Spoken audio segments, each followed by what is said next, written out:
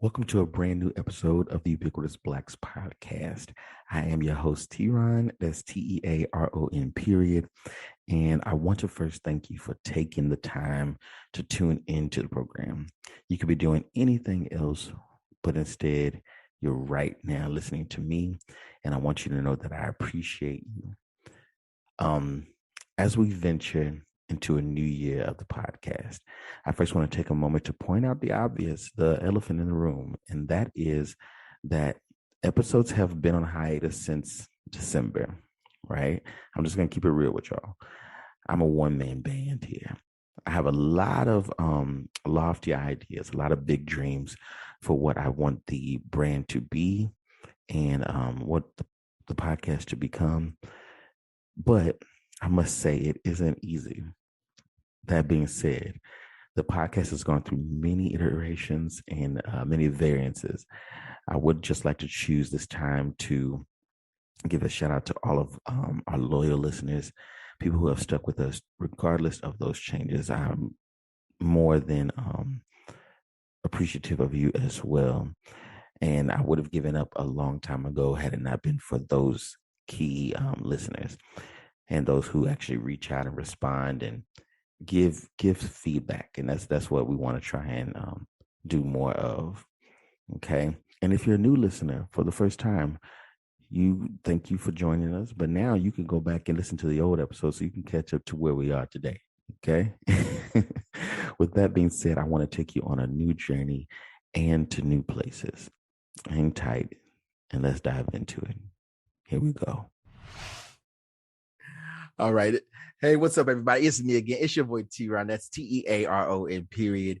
And today I have someone very special with me, someone who I'm so appreciative of because, y'all, this stuff is harder than what it seems. Of course, when you get it, you're just listening to it and you hear it once it's done. But yeah, that's a lot of technical things that could come up. And in this case, I want to say to my guest today, I'm so grateful to you for doing this again because we somehow lost the first recording, but that's all right. We're gonna get through this today and we're gonna do it fresh. Ladies and gentlemen, for the first time on the podcast, I want to take a journey all the way to the country of Rwanda, and with, at this point to date, our youngest guest so far. So, ladies and gentlemen, I want to introduce you to Chris Levels. Chris, you there? Introduce yourself to the people and let them know where you're from, what you do, and the like. Okay. And my name is Chris Level, upcoming sync artist. I make soundtracks for films or videos or any stuff, any project. So my passion is making music. I always wanted to be an actor, but didn't work out. So I switched to music as I grew up, then found myself in the classic singing industry, basically. So, but I love it, It's something that gives me goosebumps. I work day and night to make the best soundtracks that you can enjoy, that can set your mood the best way I can. And I'm feeling that I will do better things in the future. Yeah, I'm going to make you feel the mood that I want you to feel. And music is the way to do it. Music is the way to go. For those listening who may not understand necessarily what sync music licensing is or being a sync music artist is, I'll give them another word for it. It's think of it as scoring. So, you go to watch a film and there is always music. And the music changes the scene. It changes how you feel. And it would be like the score. So this is what Chris is into. But Chris, explain that to people and how is it you got into wanting to do that? Like, because of course music being your passion, but why this avenue? Why sync music?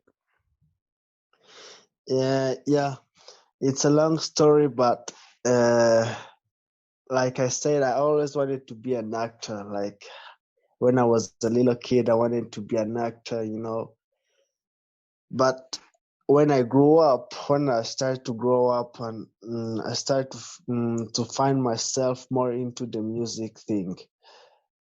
So I started to sing. People started telling me that I had talent, but didn't know what to do. And one day when I was with my producer, Kush Beats, legendary guy, he works with some of the best Rwandan music artists. In fact, some of the best African artists. So when I was with him, he introduced me to this thing called sync licensing, where you can basically make beats for films or videos. Then when we were making this song "Lose My Cool," so he pointed that the song will fit very very best as a soundtrack. But at that moment, where in that month, because I recorded it like 1 year ago, it's old exactly.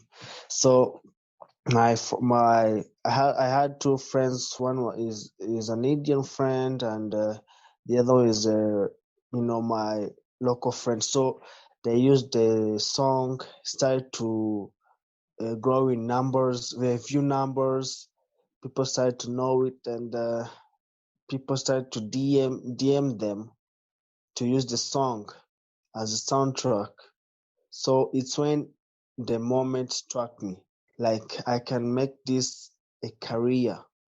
I started to do some research. Like I didn't even know I didn't even know that this could be even something that I can follow, but it combined music, which I really love, with film video scenes, which I always dreamed of. Let me ask you, with because that's so it's so interesting. So you pretty much already had a knack for music and just like performance arts to some degree when you were young. When do you think you first, because you said that with people saying, oh, well, you got some talent, you got to figure out what to do with it. How old were you then? Like, do you recall like when that spark first came about, as far as just music in general, not just the licensing, but music overall? Do you recall that story, or do you remember when you first felt like, oh, I actually could sing a little bit? What do you remember when that was? Yeah, I was really a child. I was 11 years old when I started recording on my phone, singing. Shawn Mendes was still a rising artist back then. So I loved singing Shawn Mendes songs, Chris Brown's songs a bit. Yeah. And yeah, those two were my first inspiration.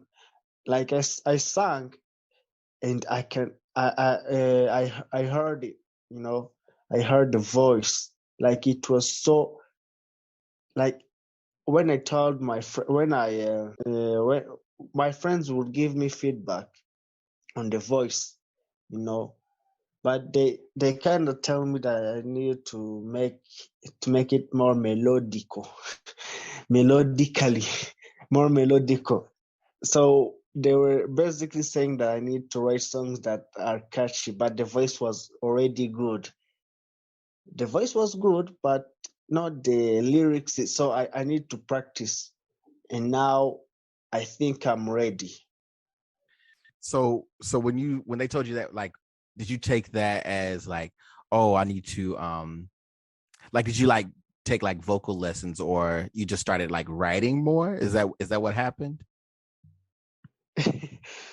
uh, no, when they told me that, I sang every day in the living room, practicing, self practicing.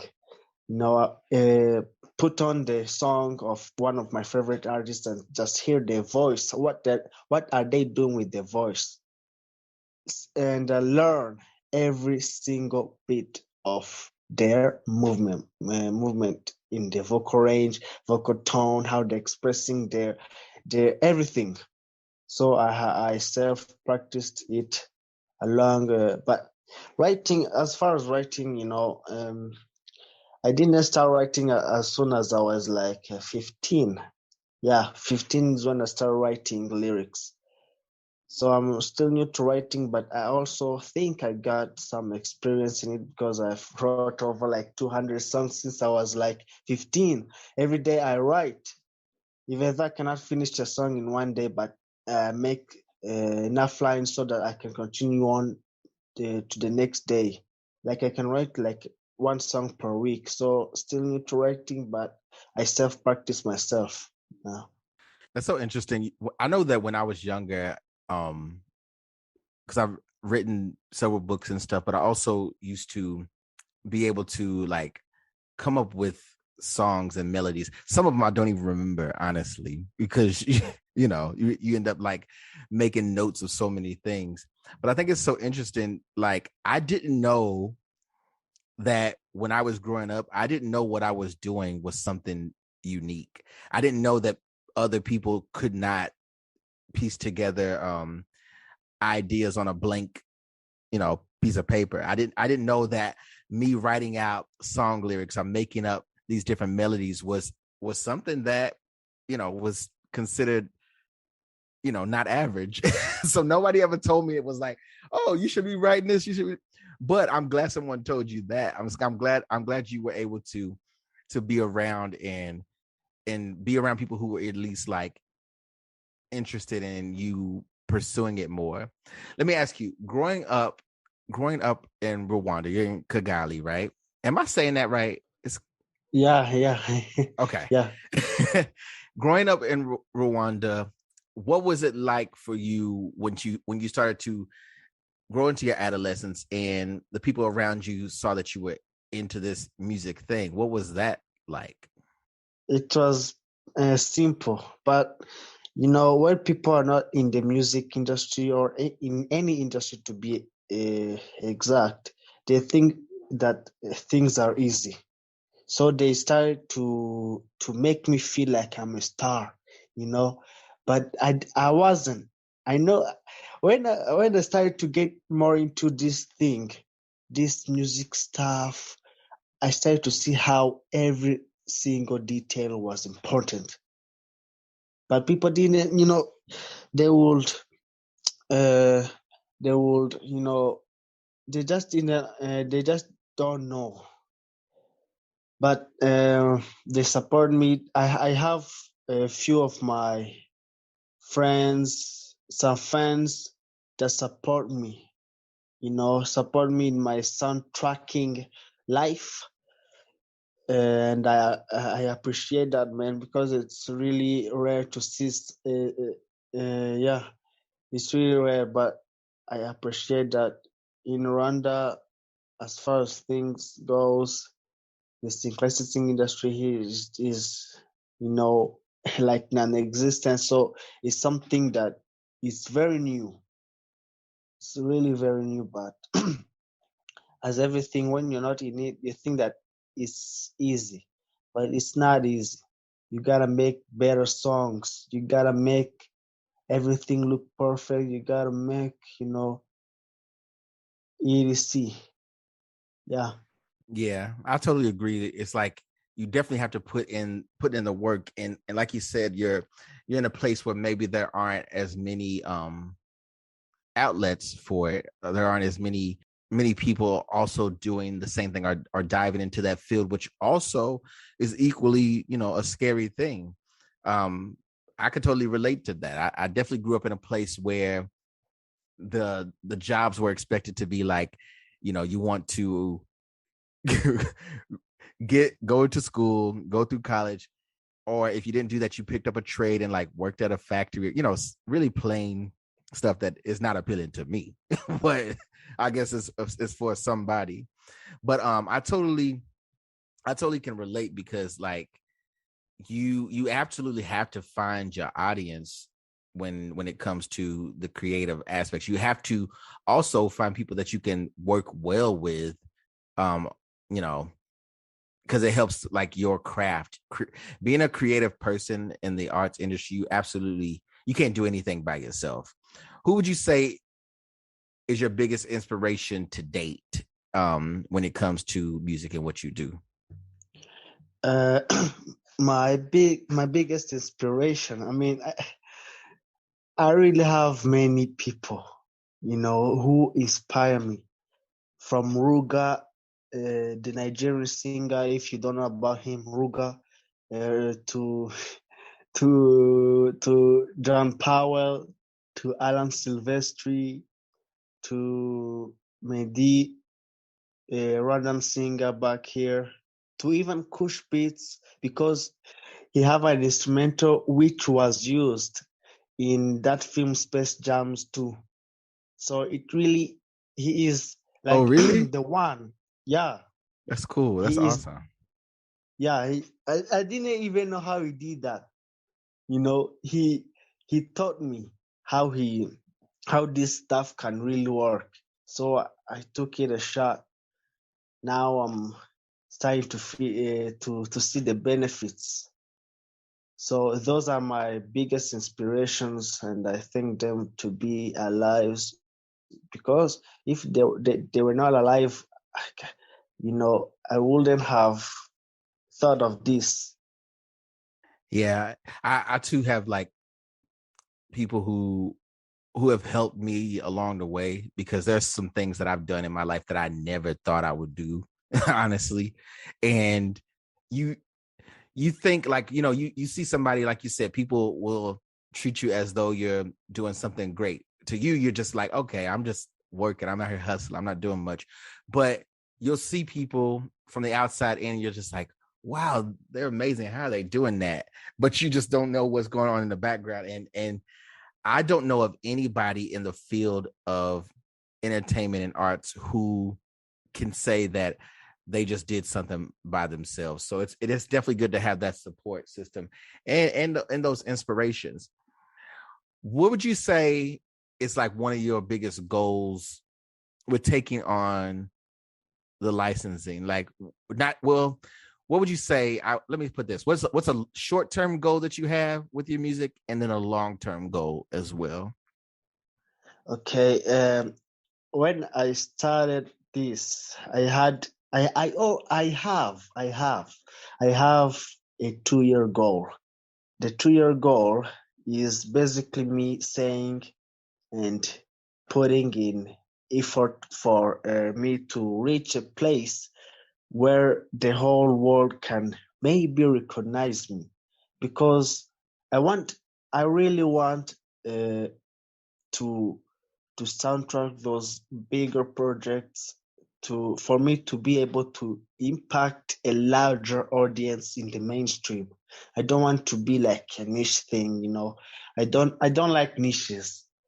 So I want to be able to work on those big projects, work with great people, make cool stuffs, and I'm doing things that will make the goal slowly by slowly attainable. Yeah, every day. I'm not even on Sunday, I'm working, because I'm so serious about this goal. Would you consider 2 years short-term or long-term? 2 years is long term, and I think. short term. Go ahead. And short term for me, for this in these 2 months, I'm in June, July. I think Mm-hmm. June, yeah, June, July. I have I already on call with that company called Waco Visitors, no, Waco International and Visitors Bureau, which is one of the biggest companies I think in Texas. They emailed me like yesterday, asking if I could be in the publicity, and I also asked them if I can make soundtrack music for them, and gladly they responded yes. So I'm gonna take that opportunity on the bandwagon. So my short-term goal for like these 3 months is to score or work on many projects as I can. I have like 2 projects these 3 months. In 3 months, I have 2 projects. This company Waco and soundtracking. My long-term goal is to be able to work on those bigger projects. And my short-term goal for now is to pile up as many opportunities that I can get in the sync licensing industry from the project I'm about to score soon with Baba Triple G, who is one of India's most followed person on TikTok. So my sound, the Lose My Cool will be used in 4 videos. He have like a TikTok series he will be doing, and I'm glad that he accepted to use my soundtrack Lose My Cool. Yeah. So my short-term goal is to pile up more of those, which will lead up to the long-term goal that I want to achieve as in general. Awesome. That's great. So, okay. So switching gears here, you mentioned the song that you wrote that was the first song I heard from you.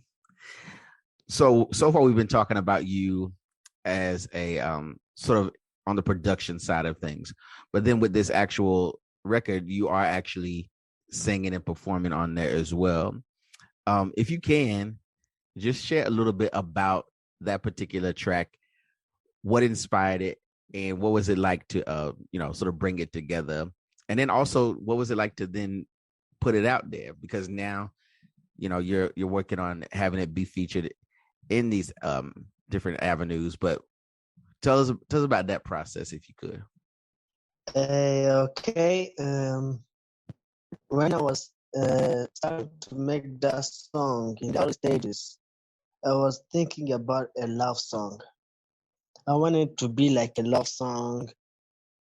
Like when I when I was making the Lose My Cool, I thought that to myself that I wanted to make this song to release it to the audience, but not for sync, not for even soundtrack. It was specifically for the audience, the normal stuff that musicians do.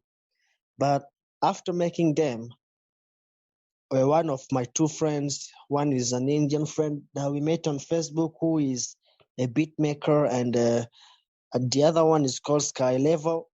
He is a close friend that, like, even we took names, similar names. He's a photographer. He is one of the most upcoming photographers in Rwanda right now. So he used the song as a soundtrack in one of their videos on Instagram, which those videos started to blow up, and a few of the people that saw the videos DM'd my friends asking if there is more of those soundtracks. And of course, they told me that, and I sent them Tell Me, which is my second song.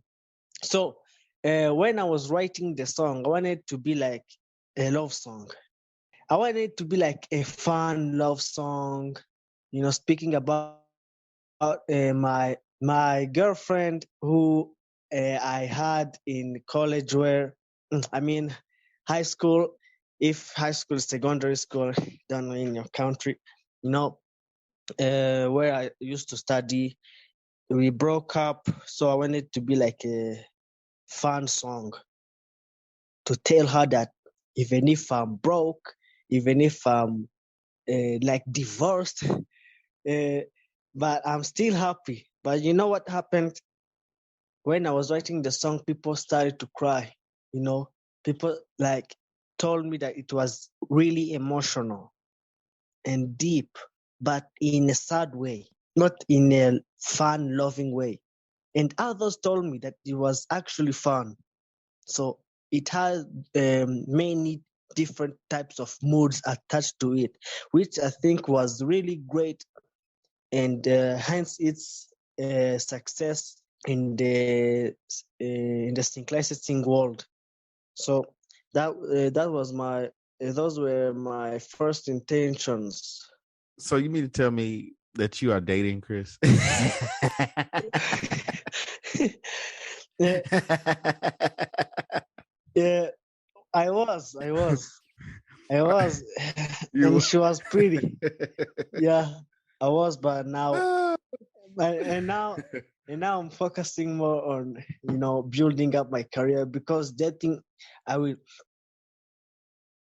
of course, I will date, but after I have achieved what I want to achieve in my career. So now I'm not focusing on dating anymore. Yeah, date your Yeah, career for now. yeah, Date your career for now, because yeah.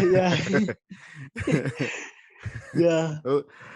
those Yes. women will take away from you. Yeah. It'll be fun They while it's will take happening, but you'll away look your, back and be like, man. yeah. No, this thing is really tough.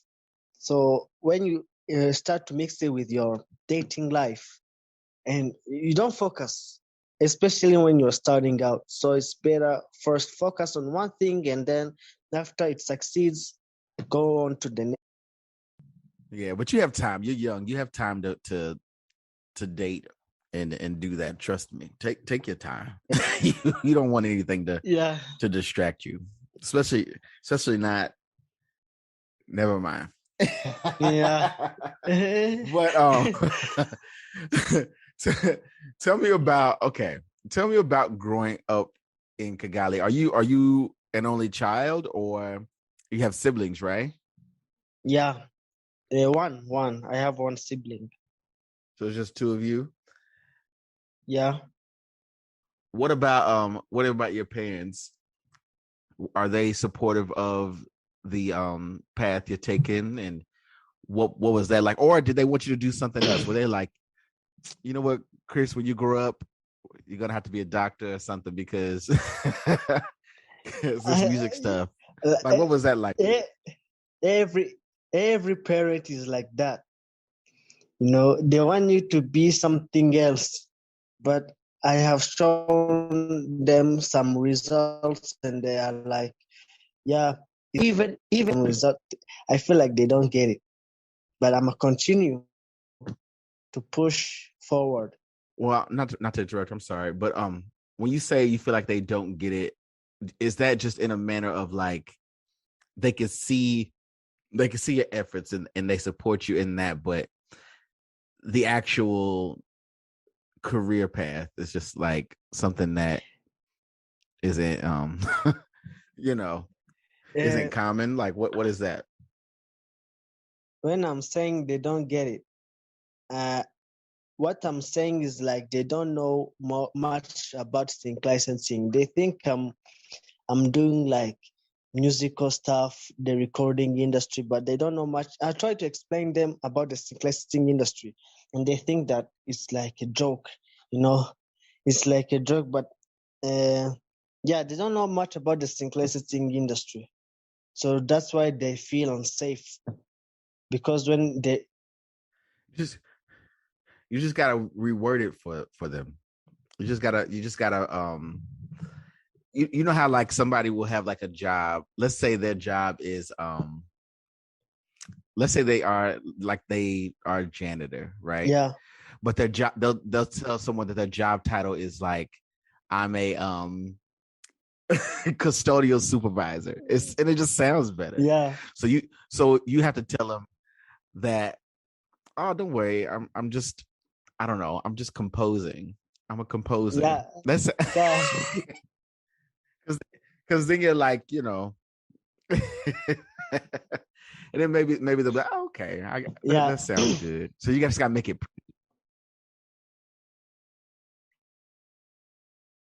yeah uh, I usually tell to them that I am a sync composer.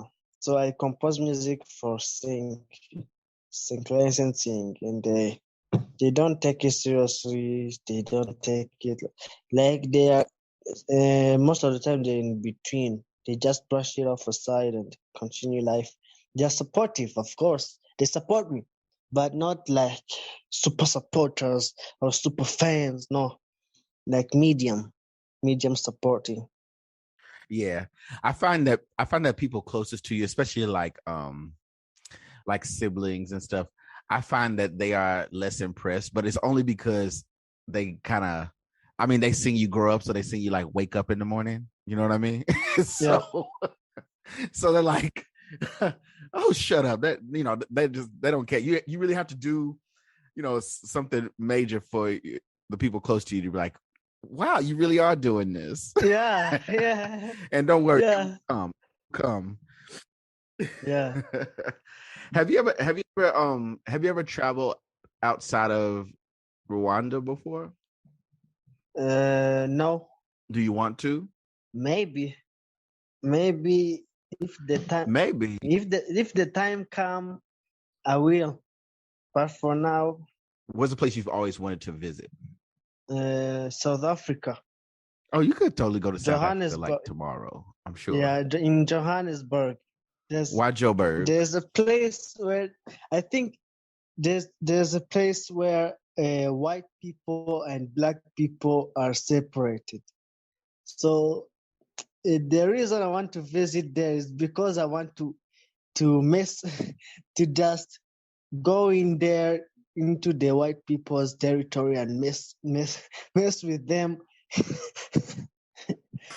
Yeah, but Let me say the, this. Let me say this to you. yeah,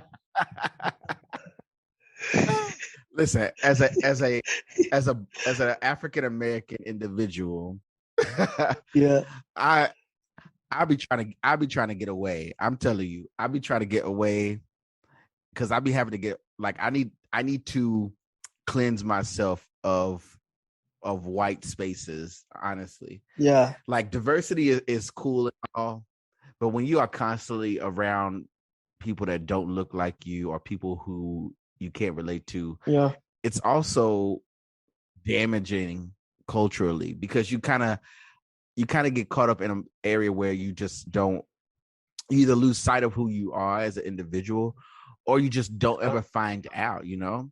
So being able to yeah, kind of separate yourself, I mean, I know people, there's a whole stigma around that idea, but I think it's totally okay to have your separate spaces. yeah, I think that's perfectly fine. I think it's so important. Like, imagine if I was to, if I was travel to Kigali, for example, right? yeah, I'm already gonna set my mind up to see as few white people as possible. yeah. So then when they do come around, I'm just gonna be, oh, I gotta go. I gotta get up out of here. But you, on the other hand, you're gonna go. You're gonna go and make a fuss. Eh,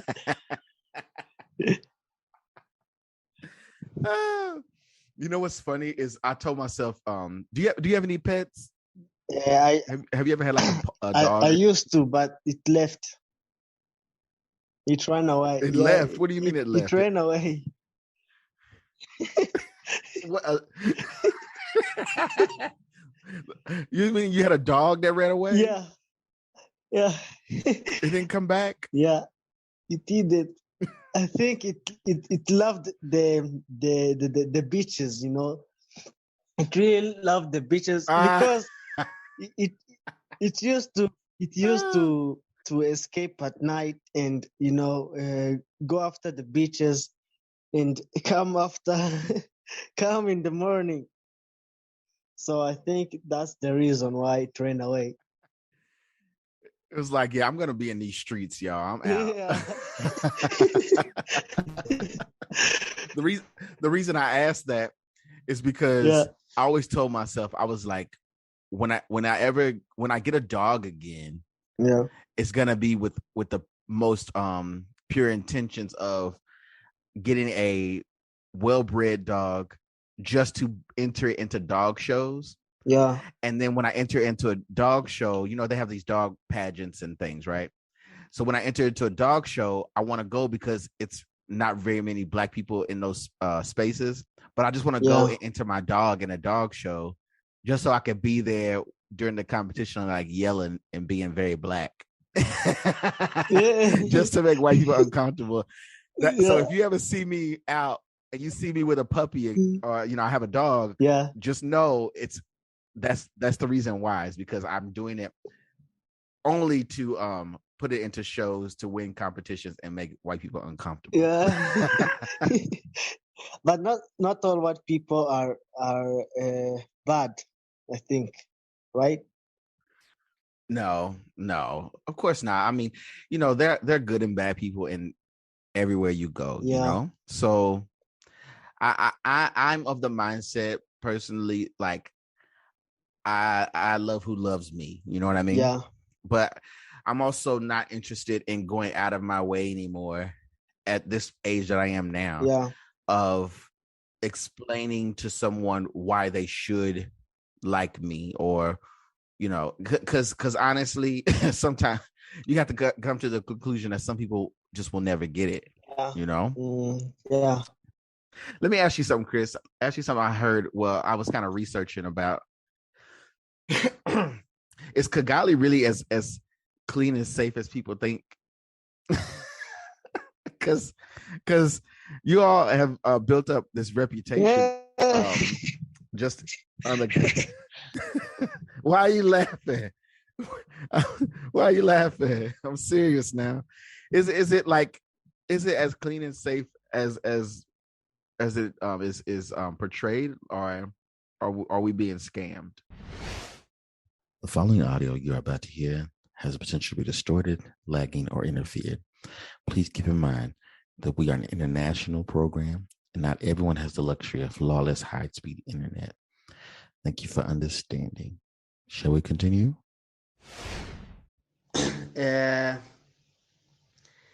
Somewhat, because being a part of living in Kigali, I never really seen something or a place which is really dirty like I see it in movies. But in general, I can say that it is pretty clean. Nothing special, but simple. Well, just go on record right now and promise me that when I finally visit, you're gonna show me around. Deal? Cool? Yeah?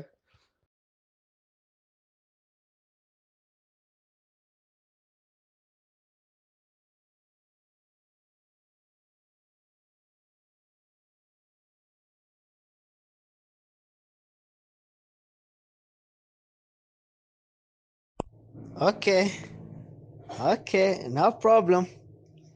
Just remember to notify me when you step in Rwanda, because I'm gonna be like the first guy to make you visit the whole place. Don't know all the exciting places in Rwanda yet, but like I will make you visit the Kigali Arena, which is the biggest arena in Africa.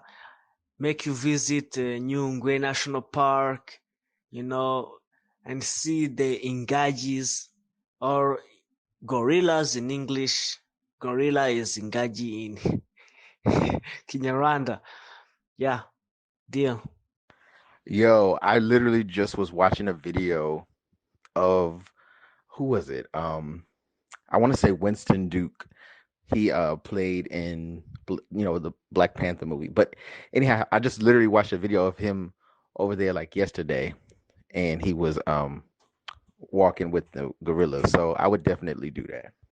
Yeah, yeah. And I will also make you visit Wakanda. Yeah, Wakanda actually exists. you know, there's a special place Rwandans have, we have, which is secret. We keep it a secret to the world. We call it Wakanda. And don't be surprised to to actually see that Wakanda is real. Yeah, but deal, I will make you visit the whole place and actually guide you, because I will make you know what I know. I definitely want to believe that Wakanda is real. I'm totally down for that. So before we go here, because we made it to the end, I want to do two things. I first want to ask you this.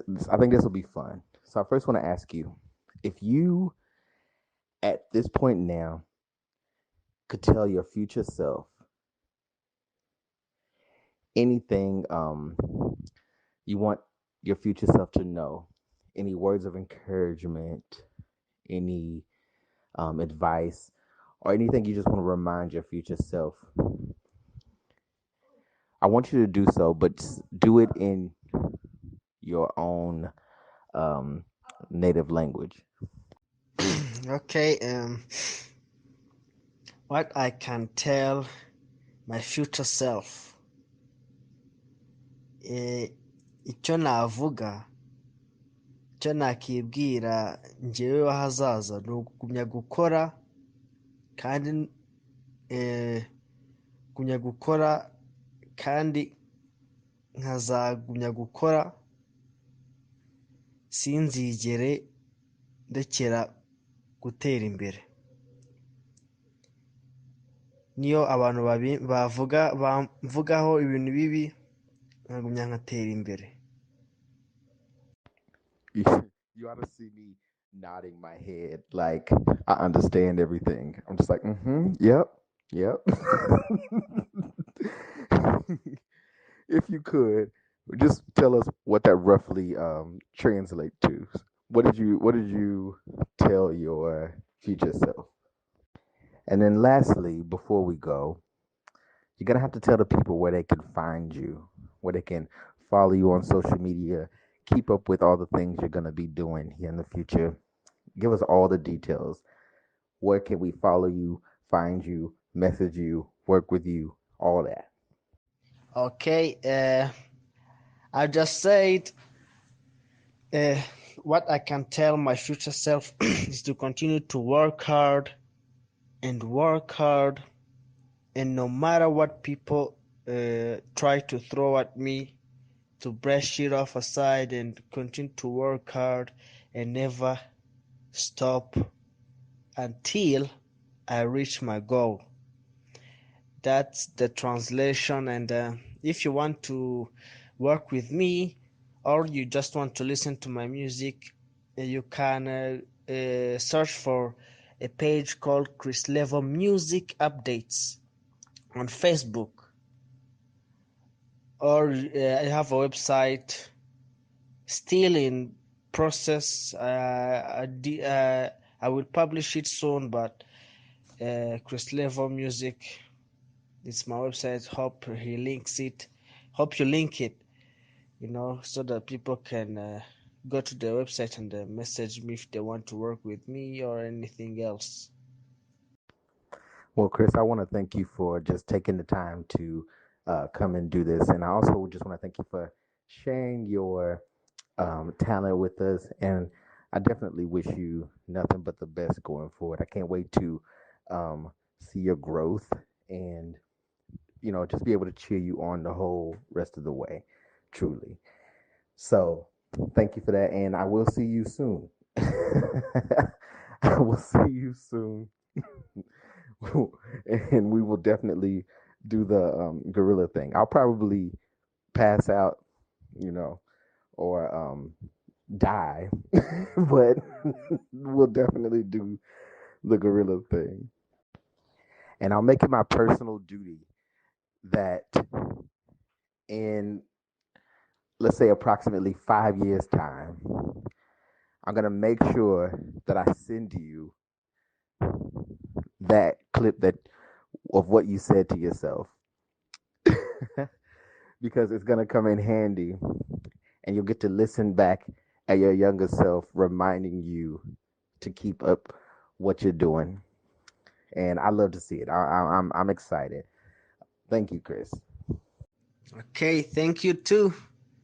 Appreciate everything you did for me, man. Even hopping on this interview with you, it's something worth sharing to the world.